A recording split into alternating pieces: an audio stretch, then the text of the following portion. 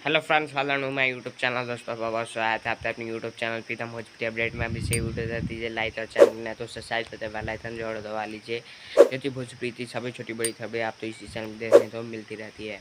दोस्तों बता दो खेसारी लाल यादव जीता है तो और जाने का पोस्टर आ जाए बोलबम जाने था, जिसमें एक्ट्रेस होंगी निधि पाल। जी हाँ दोस्तों, निधि पाल इसकी एक्ट्रेस होंगी।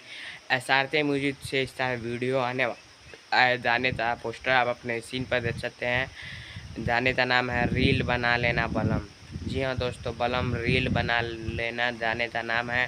खेसारी लाल यादव जी का सोलो सॉन्ग है, बोलबम गाना है और इसे SRT म्यूजिक से आना है। अभी रिलीज डेट नहीं बताया गया है, लेकिन इस गाने से बलम रील बना लेना, इस गाने से राइटर हैं अजीत मंडल और गाने में म्यूजिक है RS शर्मा जी है। काफ़ी कमाल का गाना होने वाला है, बहुत ही बवाल गाना होने वाला है। तो आप लोग तैयार हो जाइए, एक और शानदार गाना आप तो सुनने तो मिलेगा। तो जल्द आने वाला है। अभी ये गाना तमिल सुन में है और जब भी आएगा SRT म्यूजिक से आएगा पोस्टर आप तो चला कमेंट में ज़रूर बताइए। तब तक के लिए जय हिंद, जय भारत।